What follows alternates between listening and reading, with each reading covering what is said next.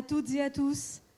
Je suis très honorée d'animer cette session inaugurale des rencontres économiques d'Aix-en-Provence au thème très prometteur, vous l'avez vu, recréer l'espoir, alors que l'Europe, on va en débattre, a résisté au bouleversement occasionné par la guerre en Ukraine qui a profondément, on le sait, modifié les équilibres énergétiques, économiques et stratégiques. Je voudrais tout d'abord vous présenter ceux qui vont participer à ce débat. Et tout d'abord, en visioconférence depuis Tbilissi. Bonjour Madame la Présidente de la Géorgie, Salomé Zourabichvili. Merci d'être avec nous. Bonjour. Et désolé de ne pas être physiquement avec vous. J'aurais beaucoup aimé. Merci. La technique moderne permet de faire ça. Merci beaucoup d'être là. À mes côtés, ici à Aix, Elle Thorning-Schmidt, bonjour. Vous êtes ancienne première ministre du Danemark. À vos côtés, Charles Michel, président du Conseil européen.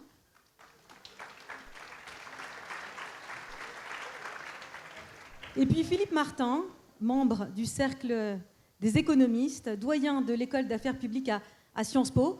Et c'est à vous, Philippe, que revient la parole pour poser les termes du débat. On vous écoute. Merci Isabelle. Alors je crois que ce qui me frappe en regardant la situation et en particulier ce qui s'est passé depuis 2 ans, et je crois que ça rentre en résonance avec le thème de cette session et le thème des rencontres cette année, c'est évidemment la résilience à la fois de nos sociétés, de nos États et de nos économies. Alors, je suis économiste, donc je vais évidemment insister sur la dimension économique, mais je suis certain qu'on va revenir évidemment sur la dimension politique. La résilience de nos économies après des chocs inédits dans leur ampleur et dans leur gravité, évidemment le Covid et ensuite la guerre en Ukraine. Et je crois qu'en particulier sur ce qui s'est passé avec l'invasion de la Russie en Ukraine, en particulier la crise énergétique, ce qui me frappe, c'est que les Cassandres ont eu tort.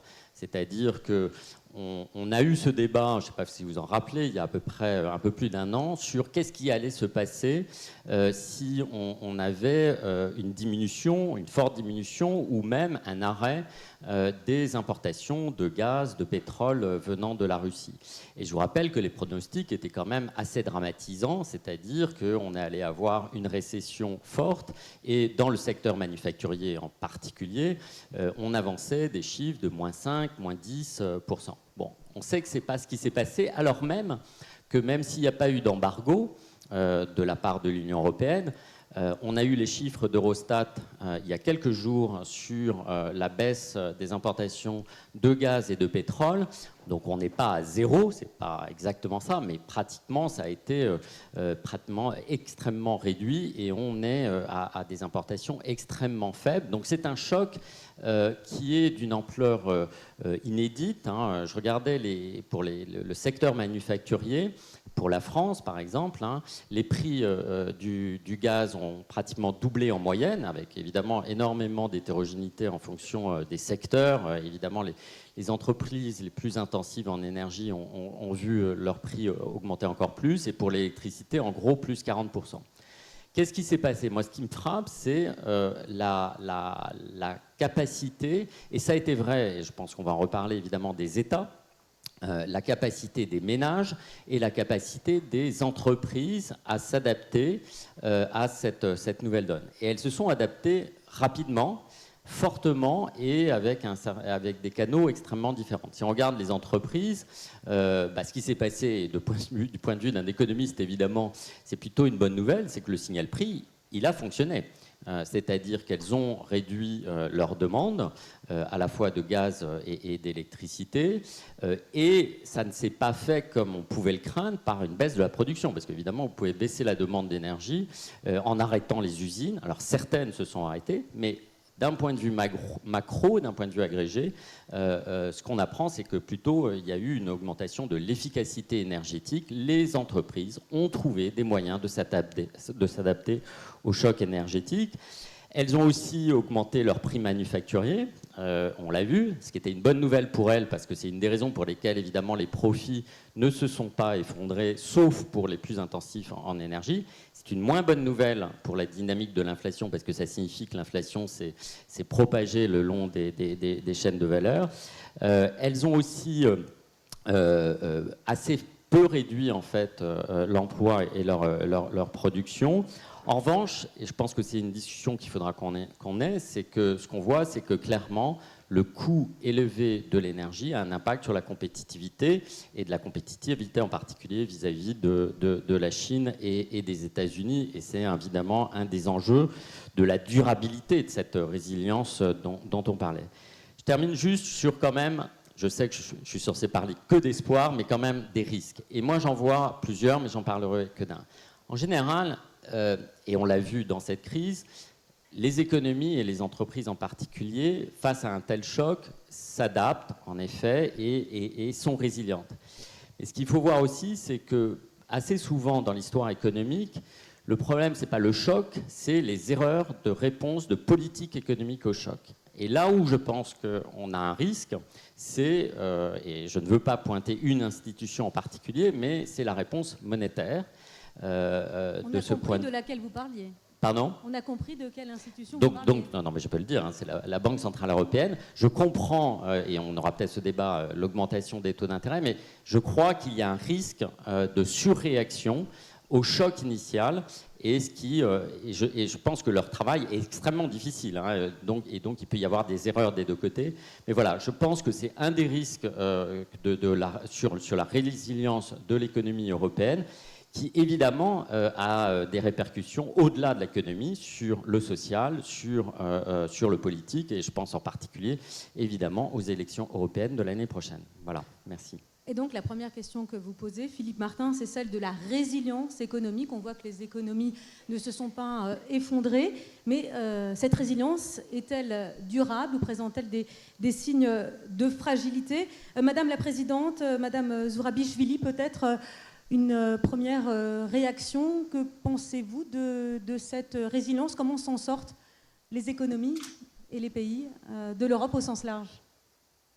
De l'Europe au sens large, moi je partage complètement le tableau qui a été dressé, et qui est un tableau que personne n'aurait prévu, qui est que l'Europe ne s'est laissée ni diviser, ni économiquement ou socialement n'a éclaté devant le choc de la guerre en Ukraine. Et je noterai l'article très intéressant de la ministre allemande dans le Guardian il y a quelques jours, où justement elle rappelle combien l'Allemagne a complètement changé sa donne énergétique en particulier, mais aussi sa donne militaire en devenant l'un des pays qui soutient militairement l'Ukraine, et qu'en réalité la guerre en Ukraine, nous dit-elle, a forcé l'Allemagne à se penser différemment dans le monde.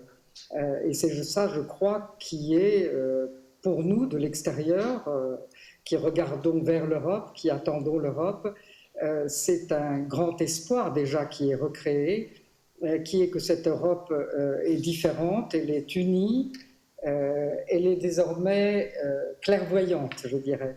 C'est-à-dire qu'elle a découvert ce qu'était la Russie, ce qu'était l'impérialisme russe, et regarde maintenant en face cette menace telle qu'elle est, et sans les lunettes un peu roses qui étaient celles de beaucoup de pays européens avant l'éclaircissement qu'a apporté cette terrible guerre en Ukraine.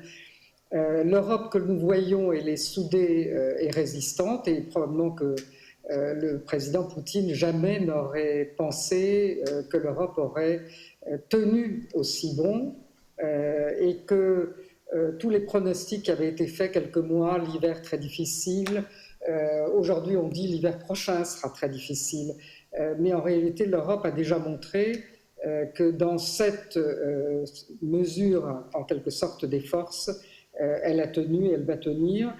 On voit aussi se réouvrir la perspective d'une Europe puissance qu'on n'avait pas vue depuis longtemps, qu'on attendait, cette Europe de la défense, qui est un élément très important d'être soudés, justement, et qui est un élément très important pour nous, qui sommes encore à l'extérieur de cet ensemble européen, parce que l'attente de sécurité est évidemment quelque chose qui conditionne complètement aussi notre approche. Et je dirais que pour la Géorgie, qui est à l'extérieur et qui elle aussi a résisté de sa propre façon à ce qui a été la pression économique, nous avons une pression économique un peu différente et originale, qui est qu'en réalité, notre résilience économique aujourd'hui, elle est liée à l'immigration des Russes qui ont apporté dans le pays des devises et un nouveau marché en quelque sorte, et que ça c'est assez dangereux parce que si tout d'un coup cela disparaît, ça veut dire que nous sommes tributaires. C'est une forme de dépendance nouvelle et différente à laquelle il faut faire très attention, et ce n'est pas la seule forme et le seul risque qui est aujourd'hui devant nous. La Géorgie, dont vous savez que 20% de ses territoires sont occupés, qui a connu 2 guerres, et la dernière en 2008 avec la Russie, est directement évidemment sous pression de la Russie. Et pour nous, l'espoir que crée l'Europe, la résilience européenne, est probablement ce qu'il y a de plus fondamental dans notre propre espoir de voir la perspective européenne accordée l'an passé se transformer en un statut de candidat qui serait un ancrage beaucoup plus ferme, et un ancrage qui est indispensable quand en réalité la Russie est aujourd'hui en train de mener la guerre qu'elle perd en Ukraine, elle la mène ici sur un front hybride, je dirais. Merci beaucoup, Madame la Présidente.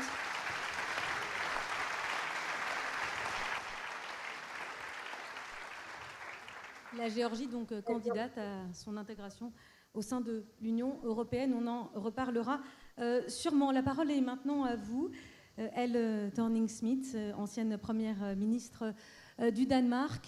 Est-ce que vous diriez aussi que l'Europe sort plus forte, consolidée, que la crise énergétique est désormais derrière nous, ou est-ce que vous voyez des signes de vigilance qu'il faut particulièrement regarder aujourd'hui? Merci beaucoup. Je suis désolée, mais mon français, c'est pas très bien. Vous parlez anglais? I'm switching to English now, so I hope you can understand it. Écoutez, je vais passer au français de toute façon. J'espère que vous allez me comprendre. Je parlais doucement. Tout d'abord, merci de m'avoir invité. C'est une journée absolument remarquable. On parle de crise d'énergie. Bien sûr, on regrette ces journées du passé où il faisait 19 degrés dans les espaces publics. Ça me fait énormément plaisir d'être là. Nous sommes à un moment clé pour l'Europe. L'Europe se retrouve unie comme jamais. Je travaille au sein de la politique européenne depuis 30 ans et je n'ai jamais vu autant de détermination et de capacité de rebond de la part des pays européens face à l'invasion de l'Ukraine par la Russie. On a parlé de la crise énergétique. Nous faisons face à une crise économique. Il y a de nouveaux changements, le changement climatique. Vous voyez aussi qu'il y a des nouvelles mutations en matière de technologie numérique. Je dirais qu'il y a beaucoup de résilience sur la façon dont nous positionnons dans le monde. Et l'Europe essaye de trouver des solutions pour faire face à la Chine. Nous en avons discuté lors des sommets européens. Est-ce que l'on doit suivre les Américains ou est-ce que l'on doit trouver notre propre politique vis-à-vis de la Chine? Ça, c'est un enjeu absolument majeur. Alors, il existe un autre enjeu, le développement des technologies numériques. Je pense qu'il faut modérer le contenu des sociétés qui travaillent dans le numérique. Et puis, enfin, la démocratie. Je dirais que l'Europe est une lueur de la démocratie. Il y a de nombreux pays où la démocratie n'est pas une réalité. Donc, l'Europe est un phare en matière de démocratie. Donc, il faut savoir comment nous allons consolider la démocratie, comment nous Nous envisageons notre position dans le monde en matière de démocratie, mais je ne pense pas que l'Europe ait eu à relever autant de défis et d'enjeux. Et je pense qu'il y a de l'espoir en dépit des défis. Nous n'avons jamais vu l'Europe présenter un front aussi uni que ce n'est le cas en ce moment. J'ai envie de vous demander, cher président du Conseil européen, est-ce que vous êtes d'accord avec ce que vient de dire Madame l'ancienne Premier ministre du Danemark? Est-ce qu'aujourd'hui, l'Europe sort plus soudée que jamais? D'abord, bonjour à chacun. C'est un grand plaisir pour moi d'être avec vous aujourd'hui. Je salue Salomé Zourabichvili, qui est à Tbilissi. Et effectivement, l'ancienne présidente du Danemark a eu des mots très justes. Et je partage parfaitement le diagnostic qui est réalisé. On se souvient bien que le projet, l'Union européenne, c'est un projet qui a démarré autour de trois promesses sous les décombres de tragédies au siècle passé. La première promesse, ce sont les valeurs. C'est plus jamais ça. C'est le respect pour la vie humaine, c'est le respect pour la liberté, c'est le respect pour ces principes qui sont fondés sur la démocratie. La deuxième promesse, c'est la paix et la sécurité. Et la troisième promesse, c'est la prospérité. Et on voit bien que ces trois engagements-là, ils vont ensemble, ils vont de pair. Et si on prend un peu de recul, avant même le déclenchement de l'invasion générale contre l'Ukraine, il y a un peu plus d'1 an, depuis les quelques années qui ont précédé, ces valeurs-là, ces principes-là, ces promesses-là, elles étaient soumises à pression en réalité. D'une part parce qu'on le voit bien, notre modèle économique se transforme, transition digitale, transition climatique, c'est un nouveau paradigme qui s'ouvre devant nous et on voit comme on doit s'adapter, se transformer, modifier notre manière de consommer, de produire, d'envisager notre relation individu et société. Puis crise du Covid, un choc, on a la mémoire courte, mais un choc qui nous a tous ébranlés, qui a bousculé le monde, qui a ébranlé un certain nombre de faits que l'on considérait comme étant acquis, évidents et naturels. Et puis troisième élément, j'ai envie de dire au-dessus de tout cela, cette horreur déclenchait une guerre sur le sol européen. Et il y a eu un moment important qui a eu lieu ici en France dans les quelques semaines qui ont suivi cette invasion générale déclenchée par la Russie contre l'Ukraine, c'est le sommet de Versailles. Au sommet de Versailles, pour la toute première fois dans l'histoire de ce projet européen, les 27 chefs d'État et de gouvernement, sans discuter d'un changement de traité, ont en réalité développé le concept de l'autonomie stratégique de l'Union européenne, qui, sans changer les traités, je le dis encore, est une manière de considérer sur quelques points centraux que l'on va travailler davantage ensemble en Européens. Et c'est ce que l'on a fait en mettant en pratique depuis les derniers mois. Quels sont ces 4 points que j'évoque rapidement avec vous, parce que je crois qu'ils sont centraux aujourd'hui et qu'ils vont l'être encore dans les prochaines années. Premier élément, c'est la base économique, le retour à de l'industrie en Europe, le retour à la capacité de produire en Europe. Et pour développer la base économique, je note quelques points au passage. On doit effectivement progresser sur le marché des capitaux, par exemple. On est trop lent par rapport à cela. Pour moi, ça devrait être une priorité parce que mobiliser davantage de carburant financier dans notre économie sera fondamental dans les prochaines années. Base économique, base industrielle, prospérité, on voit le lien. Deuxième élément, sécurité et défense. Et c'est vrai que pendant longtemps, l'Europe était un projet de valeur, c'est très bien, c'est important, un projet de partenariat économique et de prospérité, c'est très bien, un partenariat aussi grâce à l'euro qui permet aussi de fluidifier, de stabiliser notre développement économique, mais ce n'était pas vraiment, si on est honnête les uns avec les autres, un projet de sécurité. Et la défense européenne est devenue, je pense, une vraie réalité dans les quelques heures qui ont suivi cette invasion générale, pour la première fois dans l'histoire de l'Europe, les chefs d'État et de gouvernement ont décidé de livrer des armes à l'Ukraine. C'est peut-être ça le premier moment de la naissance réelle de la défense européenne. Et on doit aller évidemment beaucoup plus loin par rapport à cela. On le fait en faisant beaucoup de formations pour les militaires ukrainiens, on le fait en produisant des munitions et on va encore aller de l'avant. Et j'espère que la France et l'Allemagne assumeront pleinement le rôle industriel sur ce sujet-là. Le troisième point, je ne le dis pas trop parce que vous l'avez beaucoup évoqué déjà, c'est l'énergie.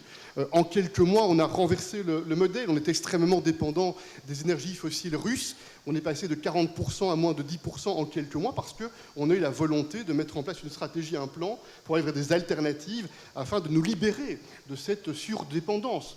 Petite parenthèse, regardons nos surdépendances avec d'autres régions du monde. Dans d'autres secteurs, on doit aussi être vigilant et attentif. C'est notamment la relation avec la Chine de nous amener à engager avec la Chine, mais à veiller à ne pas commettre des erreurs qui ont été commises par le passé dans la relation avec la Russie. Et puis le dernier point, je termine par là, c'est l'engagement avec le reste du monde. Europe puissance, c'est vrai. Moi, je crois beaucoup à une Europe puissante, mais ça veut donc dire que l'Europe doit avoir l'intelligence de se regarder dans le miroir, de voir comment le reste du monde nous regarde.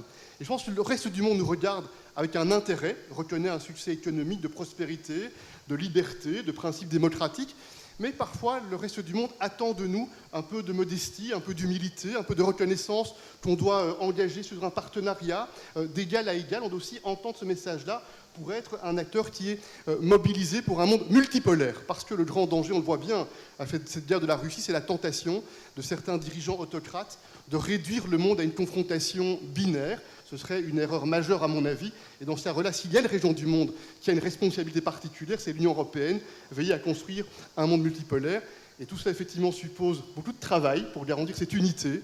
L'unité européenne, elle n'est jamais spontanée. Elle se construit au quotidien par de l'écoute, par du respect mutuel, par de la compréhension que les 27 pays européens ont des histoires différentes, des traditions différentes, des cultures différentes, des partis politiques différents dans les gouvernements. Ça peut avoir un impact et donc il faut beaucoup d'écoute active pour tenter de forger ces accords et ces compromis intelligents qui permettent de faire en sorte, et je termine maintenant, que ces promesses des pères fondateurs, la paix, la prospérité, la sécurité, les valeurs, notre génération soit à la hauteur de cette ambition pour les générations futures. Merci.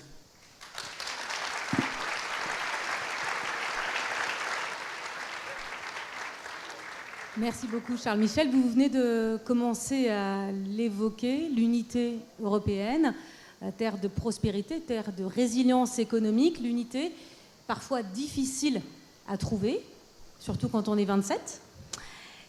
Philippe Martin, alors vous, c'est le point de vue de l'économiste qu'on recherche avec vous. Est-ce que vous voyez dans les approches économiques, dans les stratégies qui sont mises en œuvre par les différents pays, et notamment les plus puissants, est-ce que vous voyez poindre des signes de dissension qui peuvent, à moyen terme, justement, remettre en cause cette unité européenne ? Oui, je crois qu'il y a quand même beaucoup de signaux et de menaces sur la cohésion européenne, mais Charles Michel le disait, je crois que l'Union européenne, elle est faite aussi de ces divergences qu'on arrive à dépasser. C'est-à-dire que ce n'est pas un long chemin tranquille et sympathique toujours, mais c'est clair qu'on est, je pense, dans une situation où on est un peu à un moment pivotal aussi, parce que, comme vous l'avez dit, la grammaire de l'Europe, la manière dont elle se voit vis-à-vis du reste du monde en tant que puissance économique maintenant est quand même un changement assez fondamental de paradigme. Et donc quand on change aussi radicalement et peut-être aussi rapidement d'ailleurs de paradigme, je trouve que c'est assez naturel qu'en effet tout le monde n'aille pas au même rythme et que les intérêts puissent être divergents. Moi, il me semble que je voudrais juste dire deux choses là-dessus. L'un sur le changement climatique. Alors, c'est peut-être pas une réflexion d'économiste, mais moi, j'ai l'impression que d'un point de vue politique, dans nos différents pays, on l'a vu en Allemagne, on le voit en France, on le voit en Italie, on est à un moment pivot où, si j'ose dire, et un peu caricaturé, il y a quelques mois encore, on disait, en France en particulier, Emmanuel Macron, le président de la République, le gouvernement, n'en font pas assez sur le climat. Il faut aller plus vite, il faut aller plus fort. Et on voit aujourd'hui que, dans une certaine mesure, il y a un changement de braquet, un changement de ton qui est, et on le voit aussi en Allemagne bien entendu, on en fait trop, on va trop vite, et surtout à un moment où potentiellement, à la fois les taxes et les réglementations sont plus mal vécu d'un point de vue politique et social. Donc je pense que, et on le verra certainement, et je pense que c'est un des risques des élections européennes l'année prochaine, je pense qu'on est à un moment pivotal de ce point de vue ou sur la question climatique. Un autre point sur lequel je crois qu'on a des débats difficiles à mener, vous l'avez dit, l'Union européenne, l'Europe, elle s'est fondée sur un objectif de prospérité. Et cette prospérité, elle s'est en grande partie fondée, non seulement évidemment sur le marché unique, qui n'est pas encore suffisamment assez loin, et je suis d'accord avec vous sur la question des marchés de capitaux, mais elle s'est aussi fondée sur l'ouverture au reste du monde, et en particulier en termes commerciaux. Je rappelle que l'Union européenne est l'instance qui a signé le plus grand nombre d'accords commerciaux, et vous le disiez, évidemment, une forte intégration avec en particulier la Chine, ce qui génère d'autres dépendances potentiellement dangereuses. Et il me semble que entre l'objectif de prospérité qui passe certainement par l'ouverture commerciale, l'objectif nouveau de réindustrialisation, de souveraineté industrielle, qui, elle, passe potentiellement par, non peut-être pas une fermeture, mais au moins une moindre ouverture d'un point de vue commercial vis-à-vis d'un certain nombre de pratiques, et l'objectif, les objectifs climatiques à court terme, qui impliqueraient potentiellement d'importer massivement, rapidement des véhicules électriques, des pompes à chaleur, des panneaux solaires de Chine. J'ai l'impression qu'entre ces trois objectifs, ces objectifs sont potentiellement contradictoires et qu'il va falloir à un moment que l'Union européenne choisisse peut-être d'enrayer un des trois ou au moins de revenir sur un des trois. Et je pense que c'est un choix politique très difficile sur lequel, en effet, on va avoir beaucoup de divergences. Alors, autre choix politique, à quel point l'Union européenne s'ouvre-t-elle ? Question qui vous concerne particulièrement, Madame la Présidente Zourabichvili, puisque la Géorgie est candidate à son intégration à l'Union européenne. J'allais dire, les débats qui nous animent autour de cette table à Aix, est-ce qu'il ne vous semble pas finalement secondaire l'Europe pour vous et avant tout synonyme plutôt de sécurité aujourd'hui, l'appartenance à l'Union européenne ? L'appartenance à l'Union européenne, c'est évidemment la sécurité, mais c'est aussi les valeurs communes, c'est aussi la prospérité et les règles sociales qui changent la société et qui permettent de l'adapter et de la moderniser. Et je crois que la relance de l'espoir, c'est la relance de l'élargissement qui, on le sait tous, à un moment donné, était une machine en panne et arrêtée. Et une Europe qui arrête de s'élargir, qui arrête de répondre aux attentes d'elle-même à sa frontière, c'est une Europe qui est refermée et qui est beaucoup moins dynamique. Et en quelque sorte, nous sommes réellement votre nouvelle frontière.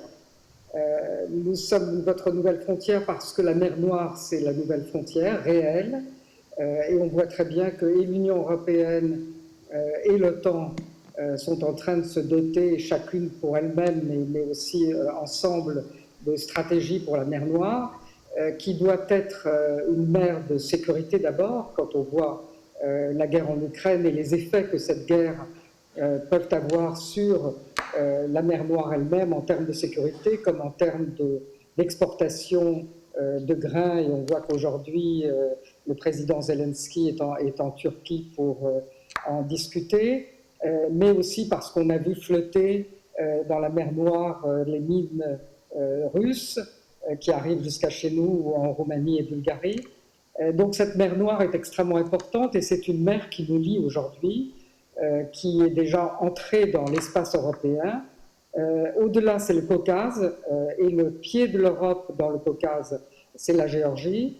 Mais il faut bien regarder que l'Arménie, elle regarde à ce qui va arriver à la Géorgie parce que ça devient son modèle, ça devient aussi pour elle sa seule perspective. Et là, je dois noter que les rencontres que Charles Michel organise très bientôt avec nos deux voisins arméniens et azéris, où l'Union européenne a en réalité repris le flambeau que la Russie essayait de contrôler complètement jusque-là, et ça avait valu le fait que la paix ne cessait de s'éloigner au fur et à mesure que la Russie prétendait régler le conflit entre l'Azerbaïdjan et l'Arménie. Donc c'est une très bonne nouvelle que l'Union européenne soit impliquée. C'est une très bonne nouvelle qu'après la mission de surveillance de la ligne d'occupation en Géorgie, qu'il y ait maintenant aussi une mission de l'Union européenne en Arménie, qui là aussi surveille et sécurise en quelque sorte, en tout cas surveille la frontière. Ça, ce sont des choses que personne n'aurait imaginées il y a quelques années, que des militaires européens, même s'ils ne sont pas dans un rôle militaire, mais ils sont dans un rôle de surveillance, soient sur ce terrain du Caucase. Et au-delà, c'est l'Asie centrale qui, elle aussi, regarde vers l'Europe et regarde de plus en plus vers l'Europe, où il y a les réserves d'énergie. Par exemple, le câble de connectivité que nous voulons développer avec l'Europe à travers la mer Noire, les pays d'Asie centrale commencent à réfléchir aussi à un câble sous la Caspienne. Donc tout ça, c'est la vraie nouvelle frontière de l'Europe, mais qui doit être une nouvelle frontière démocratique et stabilisée. Et ça sera aussi une nouvelle frontière. Je crois que ce que l'enjeu et l'espoir de la guerre en Ukraine et de cette guerre qui aujourd'hui déjà est gagnée par l'Ukraine parce que la Russie n'a pas réussi à la gagner en 1 an et demi, c'est de voir une Europe reconstruite sans régime totalitaire et sans zone occupée.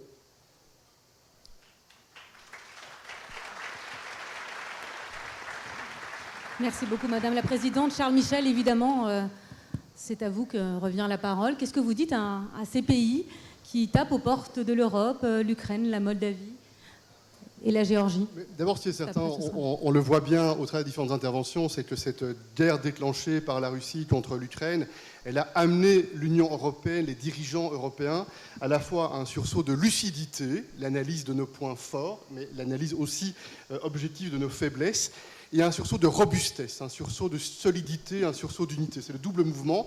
Et Salomé Zourabichvili a parfaitement raison de mettre en évidence le fait qu'une des questions qui est posée aujourd'hui à nouveau, c'est celle de l'élargissement de l'Union européenne. Quelles seront demain les frontières de l'Union européenne? Et cela, c'est un débat qui est difficile parce qu'au sein des 27 États membres, il y a des impressions, des sentiments différents quant à cette question stratégique, quelles doivent être demain les frontières, les limites de cet espace partagé au sein de l'Union européenne. Quand on regarde notre voisinage, moi je pense qu'il y a effectivement un certain nombre de pays qui ont vocation, un jour, et moi je l'espère pour certains d'entre eux le plus vite possible, à être membres de l'Union européenne, et d'autres avec lesquels nous avons vocation à développer des partenariats stratégiques, des relations larges dans le domaine de la coopération économique, les investissements, la coopération sécuritaire, la coopération énergétique, sans nécessairement les amener à être membres du club de l'Union européenne. Pour part, ça dépend d'eux, pour part, ça dépend de nous, puisqu'il faut un accord de volonté pour aller de l'avant sur ces questions de l'élargissement. Et cette guerre, Salomé a raison, a réveillé ce débat politique de l'élargissement. 2 points par rapport à cela. Premier point, pour aller de l'avant sur l'élargissement, il y a d'abord une clarté dans le chef des États qui veulent nous rejoindre. Les États qui veulent nous rejoindre, s'ils sont sincères, doivent effectivement faire des réformes structurelles pour partager les standards de l'Union européenne, pour partager le même régime de droit, des valeurs, des principes de non-discrimination, la lutte contre la corruption, les réformes démocratiques, surtout la liberté de la presse, ces éléments qui sont le cœur partagé, qui bat de l'Union européenne. Et c'est en cela que nous sommes clairs avec ces États-là, en leur indiquant quelles sont les attentes que nous avons en termes de processus de réforme. Premier élément. Mais nous avons aussi, nous, comme Union européenne, nos propres devoirs à faire si on est sincère. Et c'est le sens d'un débat qui va démarrer maintenant au Conseil européen, qui est le débat sur le futur de l'Union européenne, l'agenda stratégique pour l'Union européenne, parce que être demain potentiellement à plus de 30 États membres a un impact au moins sur 3 sujets. 1, comment on décide ensemble. On le voit bien, déjà aujourd'hui à 27, il y a souvent des pressions, des débats entre le droit de veto qui est utilisé très souvent par certains, trop peut-être, la majorité qualifiée dans certains cas. Comment organise-t-on le processus de délibération démocratique au sein de l'Union européenne et en cherchant cette légitimité démocratique qui est évidemment centrale pour ce projet européen. Deuxième, qu'est-ce que l'on veut faire ensemble? Quelles sont les politiques communes de l'Union européenne? La cohésion en est une, traditionnellement, historiquement. L'agriculture, important en France, et pas seulement en France, en est une. Quelles sont les implications demain si certains États nous rejoignent et amènent des dizaines de millions de citoyens supplémentaires avec ces enjeux de la cohésion, ces enjeux de l'agriculture et d'autres politiques communes? Et puis, troisième point, le financement, la solidarité. À chaque budget européen, on voit qu'il n'y a pas spontanément le même réflexe sur les moyens qui devraient être mis dans la cagnotte commune pour financer les projets ensemble et en commun. Ça veut dire qu'on a quelques mois. On a quelques mois pour se mettre au clair par rapport à cela. Il faudra de la délibération démocratique. Il faudra que ce ne soit pas un débat pour des élites retranchées dans la butte bruxelloise. Il faudra que les gouvernements, les parlements nationaux soient mobilisés pour favoriser ce débat et qu'il y ait à un moment donné, je l'espère dans les mois qui viennent, des choix qui soient opérés. Et je termine vraiment, cette fois-ci, en vous disant que c'est vrai que le Caucase, l'Asie centrale, sont des sujets pour lesquels on n'a pas le droit, comme Union européenne, de se désintéresser. Si nous ne sommes pas mobilisés pour engager politiquement, même si ces pays ne partagent pas exactement les mêmes standards, les mêmes principes tels que nous les envisageons sur le plan institutionnel en Europe, il y a beaucoup de raisons pour nous de ne pas laisser un vacuum, de ne pas laisser d'autres déployer leur manière de regarder le monde. Il y a beaucoup d'intérêt pour la stabilité en Europe de parler, d'être engagé avec les leaders d'Asie centrale ou, comme Salomé l'a indiqué tout à l'heure, avec les pays du Caucase, comme par exemple l'Arménie et l'Azerbaïdjan. Donc vous le voyez, il y a cette, je pense, cette lucidité, mais cette compréhension aussi de la responsabilité qui est la nôtre aujourd'hui face à ce débat sur l'élargissement. Merci beaucoup. Madame l'ancienne Première ministre du Danemark, Elle Thorning-Schmidt, est-ce que vous êtes d'accord avec Charles Michel qu'il faut reposer les débats essentiels au sein de l'Union européenne, et notamment ceux des budgets, où faut-il que l'argent aille, et notamment quels sont les investissements qu'il faut mettre dans la transition écologique, qui est la transition écologique est un des sujets centraux des années à venir? Yeah. First of all, I think it is extremely important when we hear about other countries that want to join the European Union that we celebrate that the European Union, which has been hated and doubted, and where people have been talking about how we couldn't find solutions, is still an attractive union to join for new member states. That is an enormous achievement. And as I said, I've been working with many enlargements because I've been working in European politics for 30 years, and we still have that attraction of human rights, as we are talking about, of democracy, of all of those things. Now we also have the attraction that we are dealing with some of the biggest issues in this world. We're dealing with climate change, and we are the front runners in that space and have been for many, many years. My own country, Denmark, of course, being the front of the front runners. So we have been dealing with that. Now we have found unity in terms of Ukraine.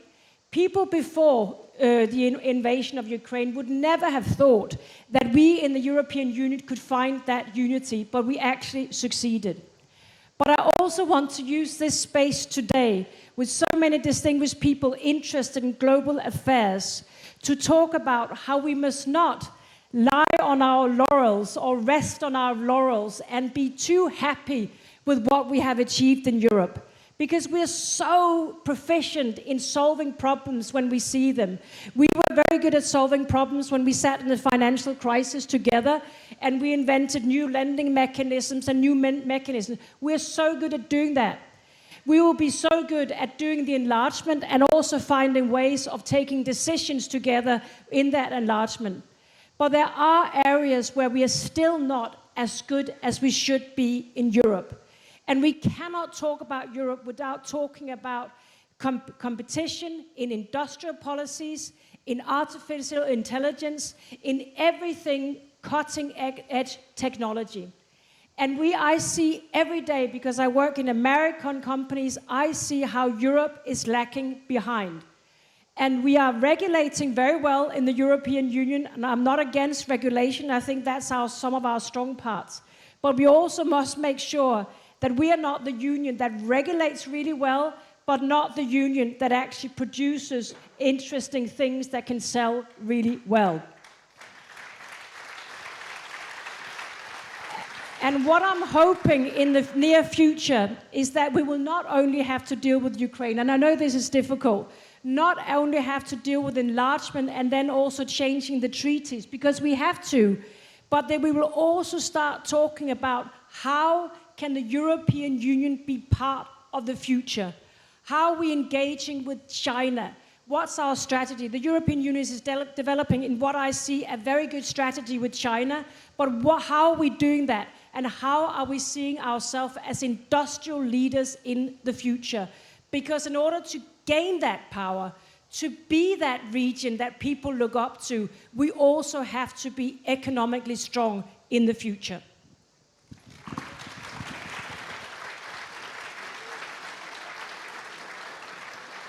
Merci beaucoup, des éléments de réflexion pour l'avenir. Attention à ne pas être trop contents de nous-mêmes.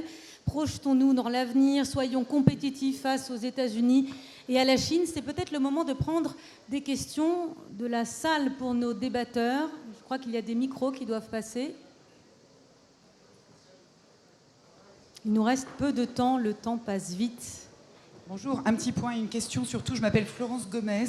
Vous avez beaucoup parlé de transition écologique, de véhicules électriques qu'on importe de Chine. Madame, vous venez à l'instant de dire qu'on avait encore beaucoup de progrès à faire, même si on assiste à une réindustrialisation, certes. Mais voilà, je voudrais parler d'un sujet qui est important, qui est le sujet des terres rares. Parce que pour ceux qui ne savent pas ce que c'est, ce sont des métaux qu'on transforme en aimants, plus ou moins puissants, qui entrent dans la composition notamment des téléphones portables, des ordinateurs, mais surtout des moteurs électriques, des turbines éoliennes, des missiles à tête guidée. On s'est rendu compte il y a 10 ans que quasiment 100% de la production et de la transformation des terres rares se passait en Chine. D'ailleurs, on voit ce qui se passe aujourd'hui avec les véhicules électriques. Depuis, les États-Unis ont rouvert des mines. Il y a des mines en Afrique, il y a des mines en Asie, mais l'Europe est vraiment le plus mauvais élève de la classe. Et on parle d'indépendance énergétique, et sans les terres rares, on ne pourra rien faire. Donc, mes questions s'adressent à vous, Charles Michel. Question de la souveraineté qui se pose. Donc, Charles Michel, vous voulez répondre? D'abord, sur la question énergétique, je pense effectivement, on l'a beaucoup dit tout à l'heure, beaucoup de progrès a été réalisé. On doit accélérer le mouvement pour davantage d'indépendance, de souveraineté énergétique. Mais je rappelle, parce qu'on l'ignore parfois, que la compétence du mix énergétique, elle n'est pas au niveau de l'Union européenne, c'est une compétence nationale. Depuis la guerre déclenchée par la Russie contre l'Ukraine, tout le monde semble l'avoir oublié. Moi, je me souviens, il y a 3 ans, quand on a décidé d'affirmer l'objectif de la neutralité climat à l'horizon 2050, l'immense majorité des États membres répétait systématiquement, ce n'est pas l'affaire de l'Union européenne, c'est une compétence nationale. Aujourd'hui, c'est bien, sans toucher au traité. Maintenant, on accepte l'idée qu'il faut plus de coopération européenne sur le sujet, premier point. 2, les terres rares. Ce n'est pas par distraction tout à l'heure, j'ai mis en évidence un point qui me tient vraiment à cœur, c'est l'engagement avec le reste du monde. Pourquoi ?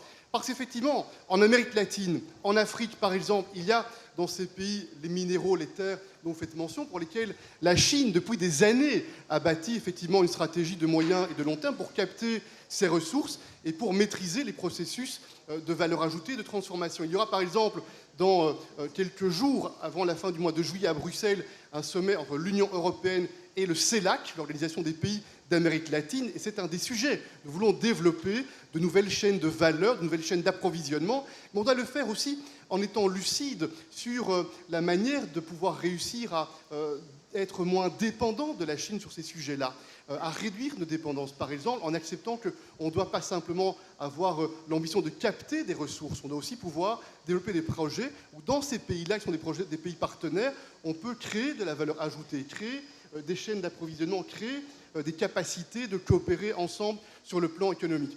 Et s'agissant des mines, parce que je ne vais pas faire ça, je n'ai pas entendu la question, des mines et des ressources qui sont en Europe, sur le sol européen, il y a effectivement des mines. C'est vrai qu'on travaille beaucoup avec Thierry Breton, notamment par rapport à cela, pour identifier quelles sont les manières de procéder à des extractions en trouvant l'équilibre avec le respect des ressources, le respect de l'environnement. Il est certain qu'on a des standards sur ces sujets-là qui sont plus élevés que dans d'autres pays. Il y a dans les Balkans occidentaux, par exemple, un certain nombre de capacités, c'est le cas passionnant des Balkans occidentaux, pour lequel des initiatives ont démarré, et on voit bien que cette balance à trouver entre des respects de préoccupations environnementales et le nécessaire accès aux ressources est une balance délicate pour laquelle on a maintenant décidé de lancer l'action, et je suis assez confiant que si on se revoit dans quelques années, vous verrez qu'il y aura là aussi des progrès qui auront été enregistrés. Merci. Monsieur Michel, oui. Peut-être une autre question ? Oui, c'est ici. Monsieur Michel a encore une occasion de prendre la parole. C'est peut-être excessif, mais enfin, c'est très bien d'avoir rappelé une promesse fondatrice de l'Europe, le respect de la vie, donc le plus jamais ça. Ne pensez-vous pas que cette promesse risque d'être mise à mal par la montée des partis qui mettent l'identité au cœur de leur agenda ?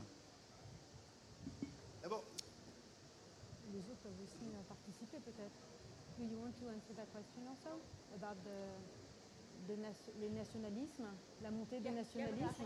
Okay, but maybe you can answer afterwards. Deux mots par rapport à ça. Vous avez raison que tous les populismes, tous les extrémismes, tous les radicalismes sont des menaces, sont des dangers pour la démocratie, donc sont des menaces pour le projet européen. Et je pense qu'on ne peut pas adresser ces menaces-là simplement en regardant ses pieds ou en baissant les yeux. On doit regarder ces sujets-là et les affronter avec nos valeurs. C'est difficile, c'est compliqué, mais regardez sur le sujet du Covid, par exemple. On a très vite compris que ce n'était pas le repli nationaliste qui allait nous faire réussir à relever ce défi. Sur cette guerre déclenchée par la Russie contre l'Ukraine, il n'a pas fallu beaucoup de jours pour que tous les gouvernements en Europe, quelle que soit leur composition politique, mesurent bien que c'est en travaillant ensemble, en étant mobilisés ensemble, que l'on allait être plus solide. Et donc moi j'ai beaucoup de respect pour la légitimité démocratique. Il y aura, et c'est très bien comme ça, systématiquement, régulièrement, à tour de rôle dans les différents pays européens, des élections. Et l'Union européenne fonctionnera au départ des gouvernements qui ont la légitimité parce qu'il y a des élections démocratiques, transparentes, et parce qu'il y a un soutien de majorité parlementaire. C'est comme ça que ça fonctionne. Et on va travailler chaque fois avec ceux qui sont des représentants des peuples européens, des populations européennes. Mais je forme le vœu qu'il y ait constamment une majorité de pensée, une majorité de doctrine pour cette croyance, cette foi dans ces principes de démocratie, de coopération, de respect mutuel et de respect pour ce qui, je crois, fonde la démocratie, la non-discrimination, l'égalité. Chacun est traité de manière égale face à la loi, face à la règle. Helle Thorning-Schmidt, est-ce que c'est également une crainte de votre part à l'approche des élections européennes, la montée des nationalismes? Europe is facing a polycrisis. We have crises everywhere. Ukraine, China, Iran, now also Israel, Palestine. But added to that crisis, we have our own internal problems. One of them is democracy. We live in a world at a time where the trust in institution is at an all-time low. People don't trust their government, they don't trust politicians, they don't trust capitalism, they don't trust democracy.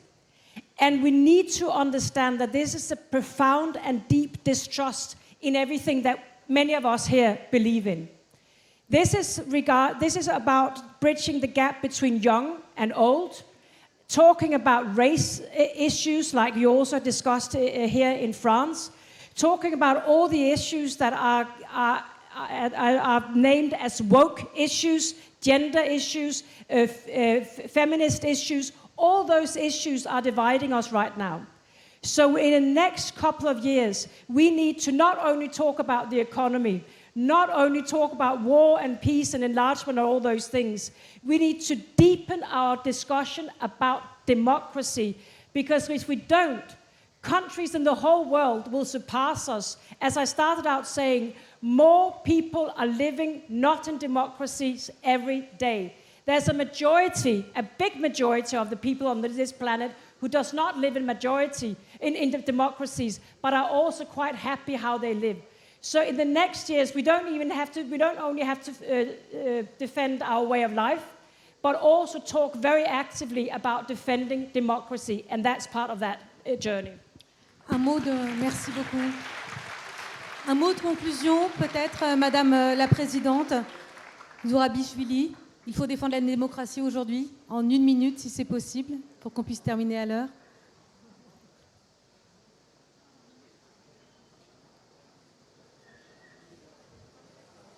Non? Elle est partie. Alors, Philippe Martin, un mot de conclusion. Recréer l'espoir. Alors, moi, si j'essaye de faire une synthèse de ce que j'ai entendu, on a commencé par recréer l'espoir, et j'ai l'impression qu'en fait, une des manières de le faire, c'est de créer. On a besoin de créer de la cohésion, et ça, c'est votre travail, si j'ai bien compris. Je crois qu'on a aussi entendu, et ça me paraît important, qu'on va avoir besoin de beaucoup de ressources pour les différents défis qui nous attendent. Le défi climatique, évidemment, l'éducation, la santé, on a parlé de défense, évidemment. Donc, il y a un débat qui, à mon avis, manque un peu, qui est en effet le financement de tous ces biens publics, qu'ils soient nationaux ou européens, des biens publics qui vont être à financer. Et là, je retiens ce qui a été dit aussi, qui est que l'Europe n'est pas seulement là en effet, elle ne peut pas être là seulement pour créer des réglementations, elle doit aussi être là pour créer des richesses.